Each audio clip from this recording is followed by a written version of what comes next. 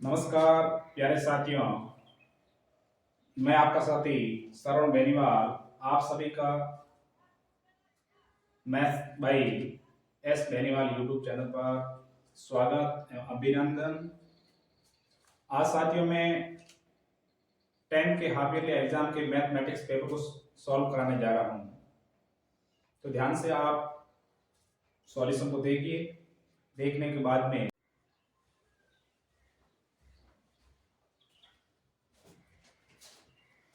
नमस्कार प्यारे साथियों, मैं आपका साथी श्रवण बेनीवाल आप सभी का मैथ भाई एस बेनीवाल यूट्यूब चैनल पर स्वागत एवं अभिनंदन। आज साथियों मैं 10th के हाफ ईयरली एग्जाम के मैथमेटिक्स पेपर को सॉल्व कराने जा रहा हूं, तो ध्यान से आप सॉल्यूशन को देखिए। देखने के बाद में यदि थोड़ी बहुत सिली मिस्टेक रह जाती है, आपको समझ में नहीं आए तो फिर से देखिए। अच्छा लगे तो यूट्यूब चैनल को सब्सक्राइब करें, लाइक करें और शेयर बटन पे क्लिक करें और बेल आइकन पे दबाएं, ताकि भविष्य में इस यूट्यूब चैनल के माध्यम से अपलोड होने वाले वीडियो का आपको भरपूर फायदा मिल सके। आइए दोस्तों चलते हैं सॉल्यूशन की तरफ। तो प्यारे साथियों, हमारा पहला क्वेश्चन था 6,20 का एचसीएफ निकालना। हमारे पहले क्वेश्चन का पहला बिंदु था कि 6,20 का में से अर्थात महत्तम समापत्य या एस के हाईएस्ट कॉमन फैक्टर। तो इसमें आपको उच्चतम उभयनिष्ठ गुणज निकालना है। तो इसके लिए सबसे पहले अपन क्या करते हैं, एचसीएफ कैसे निकालते हैं। एचसीएफ ऐसे निकालते हैं प्यारे दोस्तों, दी हुई दोनों संख्याओं के अंदर बड़ी से बड़ी ऐसी संख्या हमारे को ढूंढनी है ताकि इन दोनों संख्याओं के अंदर पूरा पूरा भाग जाए, बड़ी से बड़ी। अब 6 से बड़ा एचसीएफ नहीं हो सकता। आपको दी हुई संख्या 3, 4 या कोई भी 5, 6 तक दे दे तो उनका एचसीएफ निकालने को कहा जाए, तो ताकि आपको दी हुई संख्याओं में जो सबसे छोटी संख्या है उससे कभी बड़ा एचसीएफ नहीं हो सकता है। तो ये बात ध्यान रखें, 6 और 20 में 6 से अधिक या बड़ा एचसीएफ कभी नहीं होगा। एचसीएफ का मतलब ही ये होता है कि दी हुई संख्याओं के अंदर एक बाहर से ऐसी संख्या का भाग देना है ताकि उस संख्या का इस संख्या दोनों संख्याओं में पूरा पूरा भाग जाए। इसके लिए ये तो बेसिकली छोटी संख्या है, आप डायरेक्ट भी कर सकते हैं, लेकिन मेथड से करना चाहे कोई और इससे बड़ी संख्या आ जाए, उसका हाईएस्ट कॉमन फैक्टर आपको निकालने को कहा जाए, तब आपको क्या करना है, दोनों का सेपरेट अभाज्य गुणनखंड करना है। 6 और 20 का अभाज्य गुणनखंड क्या होता है? अभाज्य गुणनखंड में गुणनखंड करते समय केवल नॉन डिविजिबल अभाज्य संख्याओं का भाग दिया जाता है। अभाज्य संख्या किसे कहते हैं, इसकी क्या डेफिनेशन है? वह संख्या जिसके अंदर स्वयं वह एक को छोड़कर किसी अन्य संख्या का भाग नहीं जाता है, उससे नॉन डिविजिबल नंबर्स अर्थात अभाज्य संख्या कहते हैं। तो ऐसी संख्या आप सब जानते हैं, सबसे छोटी अभाज्य संख्या 2, 3, 5, 7, 11, 13, 17, 19, 23, 29, 31, 37, 41, 47। 1 से 50 तक कुल 15 अभाज्य संख्या है और 51 से 100 तक 10 अभाज्य संख्या है। 1 से लेके 100 तक कुल 25 अभाज्य संख्या है और 74 भाज्य संख्या है। एक न तो भाज्य है न अभाज्य, एक यूनिक नंबर है। अब आइए प्रश्न की ओर। सबसे पहले 2 का भाग देंगे। 2 का भाग तब दिया जाता है दी हुई संख्या में इकाई का अंक 0, 2, 4, 6, 8 हो तो 2 का भाग दिया जाता है। 2 का भाग 6 में गया 3 बार, अब फिर से 3 का भाग 1 बार, इसमें 2 का भाग 10 बार, 2 का भाग 5 बार और 5 का भाग 1 बार। अब देखिए 6 के गुणज 2 × 3 और 20 के बराबर, ये हमारे भाजक है, इन भाजकों को यहां लिखना है। 2 × 5। अब इन दोनों 6 और 20 के दोनों भाजकों में कंपैरिजन करना है, जो उपेनिष्ठ हो वही हमारा एचसीएफ होगा। अब इसमें केवल 2 उपेनिष्ठ है, बाकी 3 इसमें है तो 3 इसमें नहीं, 5 इसमें है तो 5 इसमें नहीं है, तो केवल 2 और 2 है, तो हमारा अतः 6/20 का एचसीएफ हमारा 2 होगा। ये आंसर है पहले प्रश्न का, पहले का। आप देखिए पहले दोस्तों, आगे चलते हैं दूसरे प्रश्न की ओर।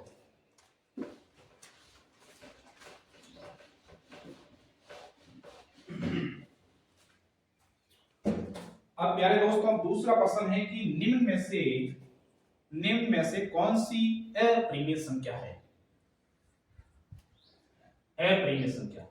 अब परिमेय संख्या और अपरिमेय संख्या मिलकर के नेचुरल नंबर का निर्माण करती है, प्राकृतिक संख्या का निर्माण करती है। अब बेसिकली देखा जाए तो 10 के स्टैंडर्ड से वह संख्या जिसको p अपॉन q के रूप में लिखा जाए, और इसकी एक शर्त यह है कि q इज इक्वल नॉट शून्य। जब फ्रैक्शन में आप संख्या को लिखते हैं तो q बराबर 0 नहीं होना चाहिए, ये इसकी मुख्य शर्त है। बाकी परिमेय संख्याओं के अंदर प्राकृत संख्या है, पूर्ण संख्या है, पूर्णांक संख्या है, ऋणात्मक सारी विनय, धनात्मक विनय और शांत दशमलव है, अशांत आवर्त दशमलव है, ये सारी परिमेय के अंदर आती है। इनको छोड़ करके जो अभाज्य संख्या या ऐसी संख्या जिसका पूर्ण वर्गमूल नहीं निकलता है वो स्क्वायर रूट के अंदर रहती है, तो अपरिमेय के अंतर्गत आती है। आपको यहां मैं ऑप्शन बताने वाला हूं, अंडर के 9, अंडर का 1, अंडर के 8, अंडर के 144। ये 4 हमारे को ऑप्शन दिए हुए हैं कि इसमें निम्न में से अपरिमेय संख्या कौन सी है। तो अपरिमेय संख्या वही होगी जो स्क्वायर रूट के अंदर लिखी है, जिसका पूर्णतः वर्गमूल नहीं निकलता है।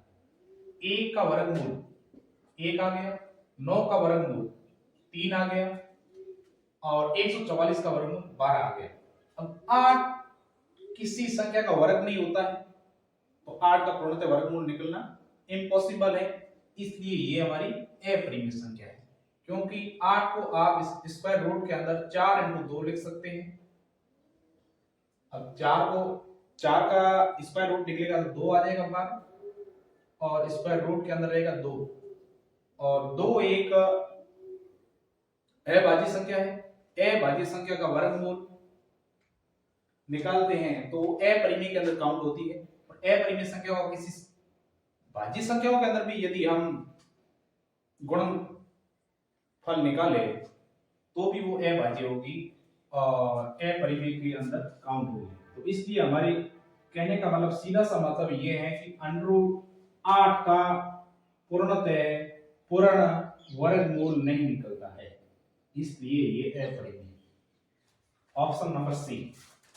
अगला प्रश्न हमारा है समीकरण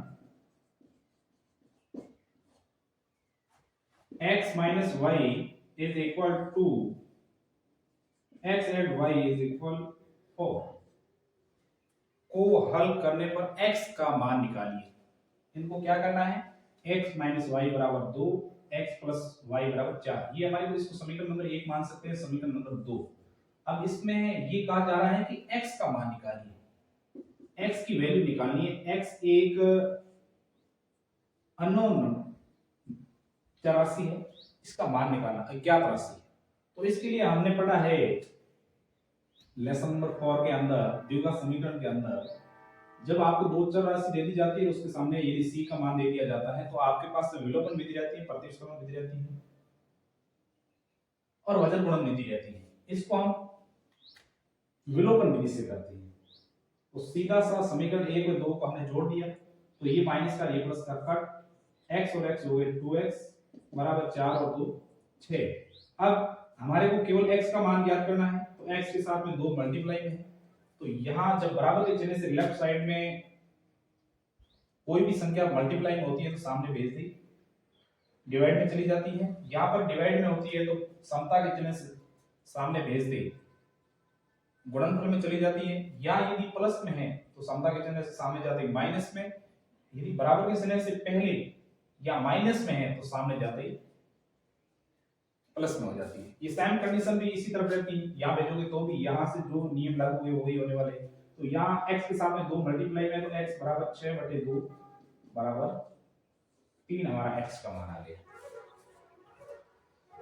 इसी के साथ में अगला प्रश्न कि द्विघात समीकरण ax² + bx + c बराबर 0 के लिए काल्पनिक मूल ज्ञात करने का प्रतिबंध क्या होगा। अब द्विघात समीकरण के अंदर लेसन नंबर या चैप्टर नंबर 4 के अंदर हमने कुछ कंडीशंस पढ़ी। कंडीशंस वही है, पहली कंडीशन, यदि आपको कोई द्विघात समीकरण दिया है तो उसके मूल कब प्राप्त होंगे कब नहीं होंगे उसका डी निकालते हैं विवेक कर।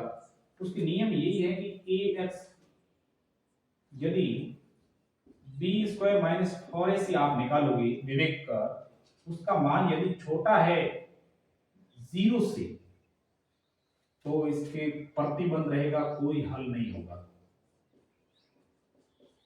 यदि b² - 4ac आप निकालते हैं, उसका मान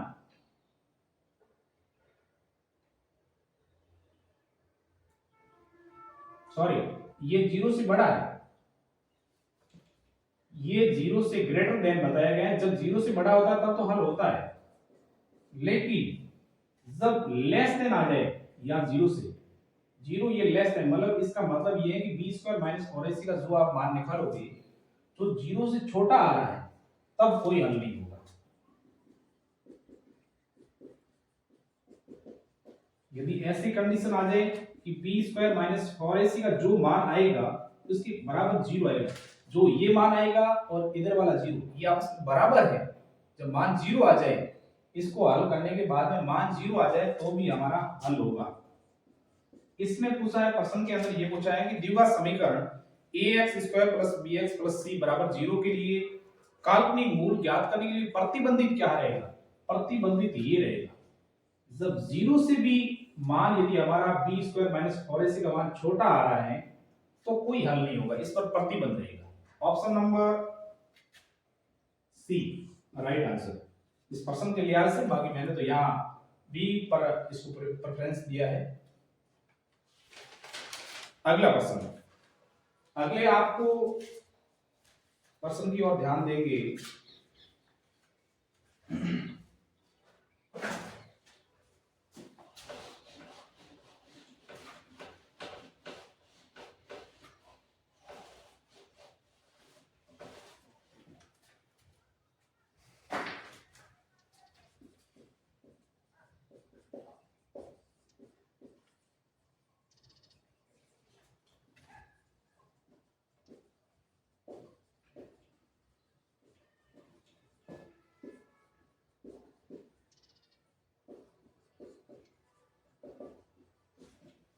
अब देखिए अगला प्रश्न ये है हमारा छठा प्रश्न की x - 3 ब्रैकेट x - 4 = 0 में x का मान क्या प्राप्त होगा।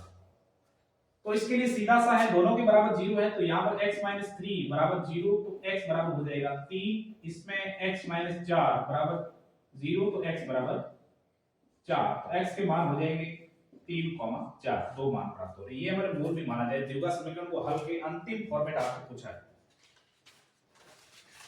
अगला प्रश्न, अगला प्रश्न ये है कि किसी गेंदबाज द्वारा 10 क्रिकेट मैचों के लिए लिए गए विकेटों की संख्या निम्नलिखित है 2, 6, 4, 5, 0, 2, 1, 3, 2, 3। इन आंकड़ों का बहुलक ज्ञात कीजिए। बहुलक वही होता है जो किसी भी डिजिट की मैक्सिमम फ्रीक्वेंसी, अधिकतम जिसकी बारंबारता है वही हमारा बहुलक होता है सामान्यतः। तो इस डिजिट को मैं लिख के अभी बताना चाहूंगा कि 2, 6, 4, 5, 0, 2, 1, 3, 2, 3। अब इसमें बहुलक कैसे ज्ञात करेंगे। बहुलक के लिए ये नियम है कि ये आपके फ्रीक्वेंसी f का मान है, इसमें मैक्सिमम फ्रीक्वेंसी ऑफ नंबर्स जिस डिजिट की पुनरावृत्ति या बारंबारता अधिकतम है वो हमारा बहुलक होगा। इसमें आप काउंट कर लीजिए, 2 डिजिट की पुनरावृत्ति फ्रीक्वेंसी 1 2 3 टाइम, तो इसके बाद में मैक्सिमम 3 अंक की फ्रीक्वेंसी 2 टाइम, अधिकतम नंबर 2 की फ्रीक्वेंसी बारंबारता 3 बार है, तो हमारा बहुलक क्या माना जाएगा? जो डिजिट को माना जाएगा, जितनी बार है वो हमारा बहुलक नहीं होगा, कौन सा अंक ज्यादा बार आया है वही हमारी बहुलक होगा। तो हमारा बहुलक क्या होगा? 2, ऑप्शन नंबर बी। अभी हमारा 7वां प्रश्न है कि बिंदु P XY की मूल बिंदु Q 0,0 से दूरी ज्ञात कीजिए। आप देखिए प्यारे दोस्तों, बहुत इजी क्वेश्चन है। एक बिंदु P माना गया है, उसको x, y माना है, उस बिंदु P के निर्देशांक ये है और मूल बिंदु Q के निर्देशांक 0,0। ये कहा जा रहा है कि मूल बिंदु से इनकी मध्य की दूरी कितनी, P और Q के मध्य की दूरी। तो किन्हीं दो बिंदुओं के मध्य की दूरी, दो बिंदु कौन से?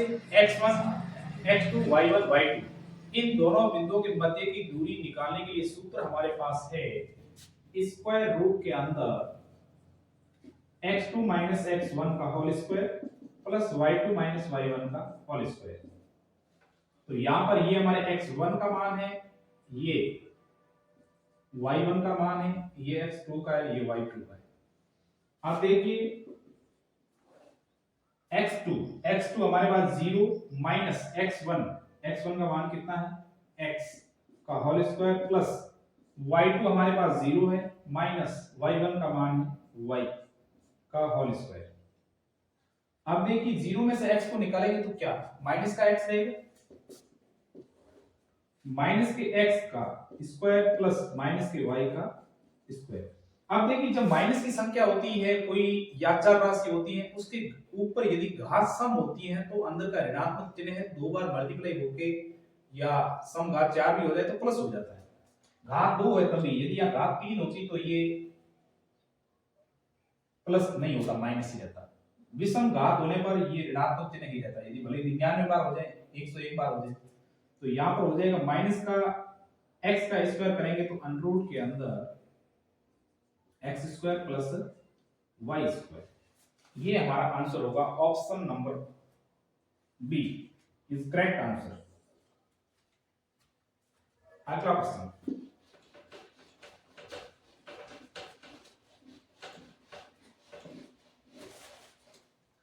अगला प्रश्न ये है कि 9 10 square a minus 9 sec square a, 9 10 square a minus 9 sec square a के बराबर क्या होगा? 9 10 square a minus 9 sec square a, इसके बराबर क्या आएगा? तो सबसे पहले मैथमेटिक्स रूल्स ये कहता है कि जब पूरे इक्वेशन के अंदर कोई भी कॉमन टर्म्स है तो उसको कॉमन लीजिए। तो यहाँ पर हमारी 9 कॉमन नजर आ रहा है, 9 कॉमन ले लिया तो यहाँ पर 10 square a minus sec square a। अब आपने लेसन नंबर 8 के अंदर ट्रिग्नोमेट्री इंट्रोडक्शन के अंदर सर्वसम्मिका नंबर 2 पढ़ा है कि सर्वसम्मिका ये कहती है कि 1 प्लस 10 स्क्वायर a बराबर sec स्क्वायर a, ये हमारी सर्वसम्मिका कहती है। तो प्यारे दोस्तों, ये हमारी सर्वसम्मिका बन रही है 10 square a minus sec square a। तो यहां से आप देख सकते हैं कि ऑपरेशन करना आपको आना चाहिए, केवल रटी रटाई काम नहीं आएगी, इसकी आपको इधर इधर पक्षांतरण करना आना चाहिए। तो 1 को मैं इधर रखता हूं तो ऑलरेडी sec स्क्वायर पहले यहां था तो a माइनस ये प्लस के हो जाता है, माइनस हो जाएगी 10 स्क्वायर। तो ऐसा हमारे प्यारे दोस्तों ये हो जाएगा। तो इसके लिए हमारे पास तो ये कंडीशन बन रही है कि 10 square a minus sec square a, लेकिन या तो ये बन रही है sec square a minus 10 square a बराबर 1 होता है। तो इसके लिए हम क्या करेंगे प्यारे दोस्तों, हम ये करेंगे, ये बनाने का प्रयास करेंगे ये तभी बनेगा, हम यहां से क्या करेंगे, 1 इज इक्वल माइनस कॉमन लेंगे, माइनस कॉमन लेंगे तो ये sec स्क्वायर a, ये माइनस कॉमन लिया तो हो गया प्लस tan स्क्वायर a। अब देखिए ये माइनस का चिन्ह केवल sec स्क्वायर a के लिए है, ये प्लस का है, तो इसको आप 1 बराबर या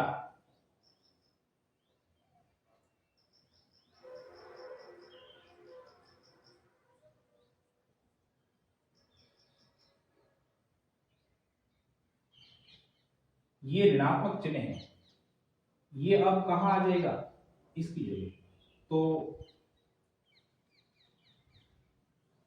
sec square a plus tan square a, ये माइनस, तो इसके साथ भी आ जाएगा माइनस। जब tan स्क्वायर a माइनस का sec स्क्वायर a है तो उसकी जगह क्या हो जाएगा, माइनस कॉमन लिया तो दोनों जगह माइनस, इसके जगह माइनस आ जाएगा, तो 9 इंटू माइनस का a बराबर माइनस का 9। तो हमारा option number D is correct answer. अगला प्रश्न,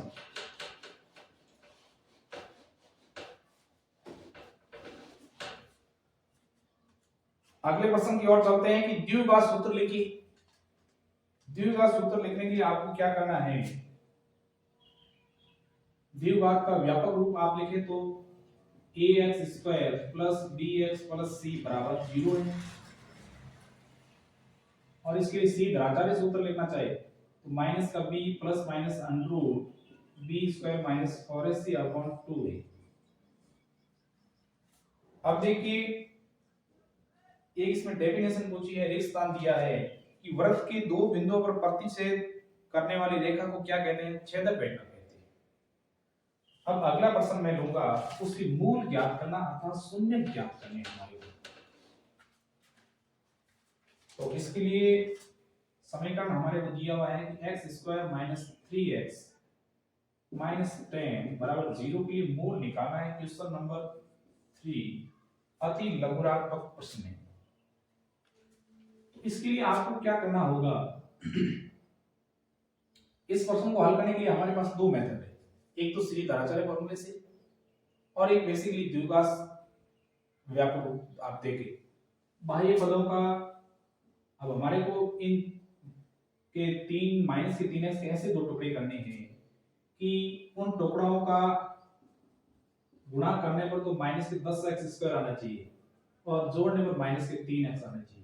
अब ये माइनस के 10x स्क्वायर के दो ऐसे टुकड़े करने, अब इसके ऐसे कौन से दो टुकड़े हो सकते हैं, इसके टुकड़े यही हो सकते हैं कि माइनस का 5x और प्लस का 2x ले लें, तो इनको आप जोड़ेंगे तो माइनस का 3x प्राप्त हो जाएगा और इनका गुणा करेंगे तो माइनस का 10x स्क्वायर प्राप्त हो जाएगा। तो x square minus 5x plus 2x minus 10 is equal 0। x इसमें से अब क्या कॉमन आ रहा है, इतने में केवल देखना आपको, यहां पर x कॉमन आ रहा है तो x माइनस 5। अब x माइनस 5 बनाने के लिए यहां से क्या कॉमन लेना पड़ेगा, यहां मैं प्लस के 2 कॉमन ले लेता हूं, यहां x माइनस 5 बराबर 0। ये 0 इस पद के लिए, इस पद के लिए, दोनों के लिए। अब यहां इस टर्म के अंदर और इस टर्म में से क्या कॉमन आ रहा है, तो यहां x माइनस 5 कॉमन आ रहा है। ये x माइनस 5 यहां से कॉमन लेने के बाद यहां पर केवल x रहा और यहां पर प्लस के 2 बराबर 0। x माइनस 5 बराबर 0 और x प्लस 2 बराबर भी 0। तो यहां पर x बराबर 5 हो जाएंगे, यहां पर x बराबर माइनस के 2 हो जाएंगे। तो हमारे यहां मूल हो जाएंगे, अतः x square minus 3x minus 10 बराबर 0 के मूल माइनस 2,5। ये हमारा आंसर हो जाएगा फाइनल। अब देखिए प्यारे दोस्तों, अगले प्रश्न की ओर बढ़ते हैं।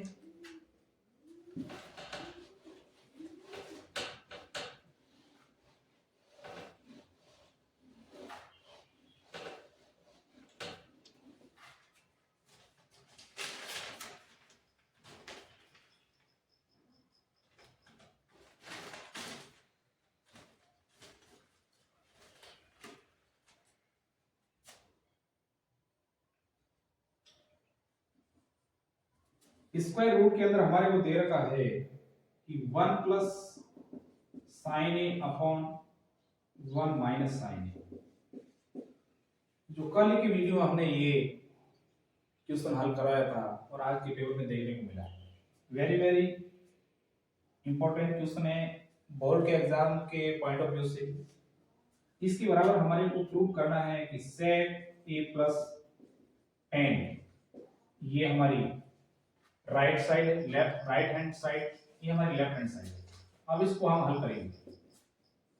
जब इस प्रकार के प्रश्न आपको मिलते हैं, स्क्वायर रूट के अंदर आपको कोई भी टर्म मिलते हैं, तो उसको हम हल करने से पहले क्या करेंगे, उसके हर की ओर ध्यान देंगे, उस हर का परिमेयकरण करेंगे, हरों का परिमेयकरण।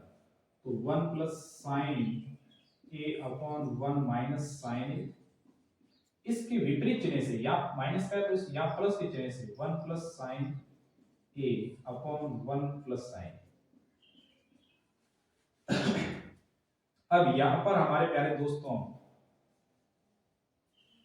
कंडीशंस बन रही है a प्लस बी और a प्लस बी, इसके बराबर होता है a प्लस बी का होल स्क्वायर भी लिख सकते हैं।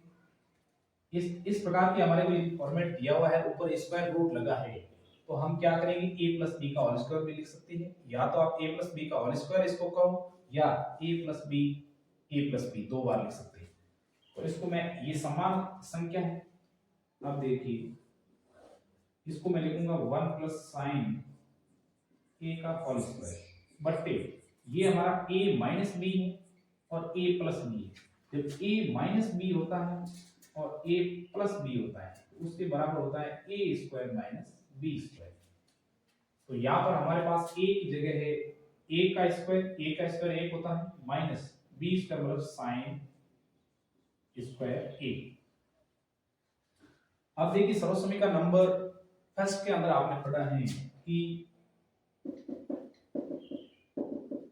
साइन स्क्वायर ए प्लस कॉस स्क्वायर ए बराबर 1 होता है। यहाँ पर कंडीशन बन रही है 1 माइनस साइन स्क्वायर ए, तो हम साइन को वहां भेज देंगे, तो यहाँ पर हमारे पास रहेगा कॉस स्क्वायर ए बराबर 1 माइनस साइन स्क्वायर ए। जहां पर 1 माइनस साइन स्क्वायर ए लिखा, वहां लिखेंगे कॉस स्क्वायर ए।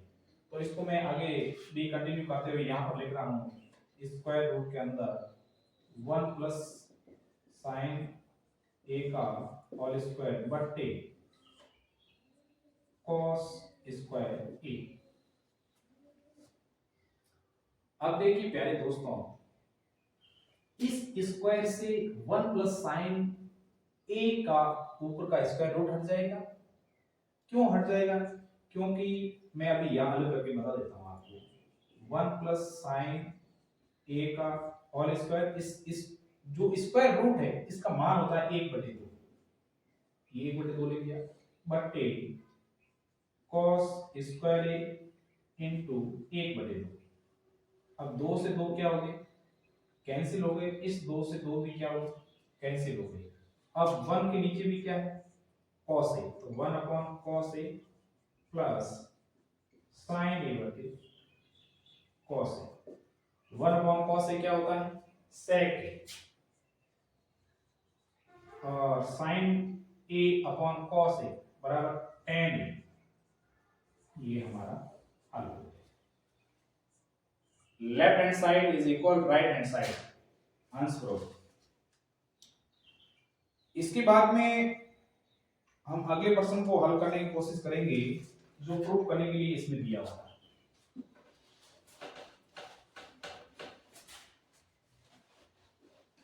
प्यारे दोस्तों, जो हमारा क्लास 10 के अध्याय नंबर 8 है त्रिकोणमिति, इसमें जो 10 प्रश्न दिए हुए हैं प्रूव करने के लिए, ये एग्जाम, बोर्ड के एग्जाम के पॉइंट ऑफ व्यू से वेरी वेरी इंपॉर्टेंट है। आपको बोर्ड के एग्जाम में ये 10 में से 2-3 प्रश्न को 100% देखने को मिलेगी, इसलिए आज से ही अच्छे से इसको पढ़ लें।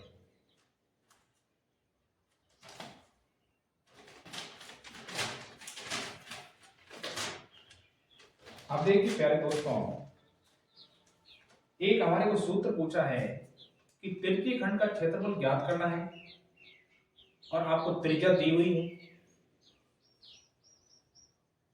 और चाप की लंबाई का सूत्र बताना आपको। चाप की लंबाई का सूत्र होता है theta upon 360 degree into 2 pi R. ये चाप की लंबाई का तृतीय खंड के लिए सूत्र क्षेत्रफल ज्ञात करने। इसके बाद में हमारे को प्रश्न दिया है कि अर्थमेटिक प्रोग्रेशन एक दी हुई है आपको 2,7,12 डॉटेड का 10वां पद आपको ज्ञात करना है। ये एक हमारे को अर्थमेटिक प्रोग्रेशन दी हुई है, समांतर श्रेणी दी हुई है 2,7,12 डॉटेड इस प्रकार ये आगे चलती रहेगी, उसका 10वां पद ज्ञात करना है। तो उसके लिए हमारे पास एक फॉर्मूला होता है कि अर्थमेटिक प्रोग्रेशन में nवां पद ज्ञात करने के लिए सूत्र होता है an is equal a plus n minus 1 into d। अब इसमें an का मान हमारे है पास में, n का मान हमारे पास में कितना है, अब मैं सभी के मान अलग अलग दे देता हूं। n का मान हमारे पास में 10 है, a का मान, a का मतलब होता है प्रथम पद 2 है, और d का मतलब होता है यहां पर डिफरेंस, अंतर कितना समांतर श्रेणी में 2 से 7 बनने में 5 का अंतर है और 7 से 12 बनने में 5 का अंतर है। तो d निकालने के लिए हम क्या करते हैं, बेसिकली d बराबर a2 माइनस a1, ये हमारा a1 है, a2 है, a3 है। तो a2 का मान है 7 माइनस 2, तो d का मान हमारा हो गया 5। अब सूत्र के अंदर इस वैल्यू को अप्लाई करते हैं। a n का मान 10 बराबर 2 प्लस कोष्टक n का मान 10 माइनस a इंटू डी का मान 5। a 10 बराबर 2 प्लस, पहले आपको ब्रैकेट को हल करना है।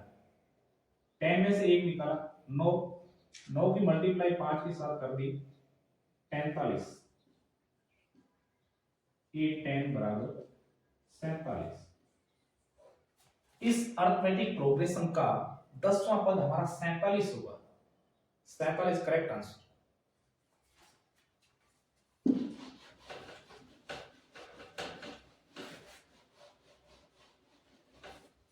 अब देखिए प्यारे दोस्तों, अगला प्रश्न ये है कि 6 सेंटीमीटर त्रिज्या वाले एक वर्ग की एक त्रिज्यीय खंड का क्षेत्रफल ज्ञात कीजिए जिसका कोण 90 डिग्री है। अब देखिए आपको त्रिज्यीय खंड होता किसमें, एक सर्किल के अंदर होता है। ये हमारा एक सर्किल है, ये इसका सेंटर पॉइंट। अब सेंटर पॉइंट से इस परिधि की ओर जो आपने रेखा खींच दी है, आपने इस प्रकार की नेक करके कहीं पर भी खींच दी है, ये हमारी त्रिज्या कहलाएगी, रेडियस कहलाएगी। और यदि परिधि से सेंटर पॉइंट से गुजरती हुई सामने रेखा जाती है तो ये हमारा व्यास होता है। व्यास त्रिज्या का दुगना होता है। इसमें त्रिज्या की वैल्यू उन्होंने दी है 6 सेंटीमीटर, और यहां से आप ऐसे भी कर दोगे तो भी ये हमारी 6 होगी। उसके बाद में उन्होंने कहा है कि जो थीटा बन रहा है एंगल, ये 60 डिग्री, जो सर्कल के सेंटर पॉइंट पर बनने वाला थीटा एंगल है हमारा, ये 60 डिग्री का दिया हुआ है और इसकी रेडियस 6 सेंटीमीटर दी हुई है। अब ये कहा जा रहा है कि ये त्रिज्यीय खंड का मान निकालिए आप। तो इसके लिए हमारे पास एक फॉर्मूला रहता है कि त्रिज्यीय खंड का क्षेत्रफल निकालने के लिए बराबर theta upon 360 into pi R square. Theta का मान 60 degree upon 360 degree multiply pi का मान 22/7 इंटू आर हमारे पास है 6 इंटू 6। अब देखिए आपको वैल्यू को काटना है। 6 का 6 के साथ मल्टीप्लाई 36 से 360 कट गए 10 बार, और 10 0 से 0 कैंसिल हो गया। यहाँ पर क्या रहा 6, 22 6 132।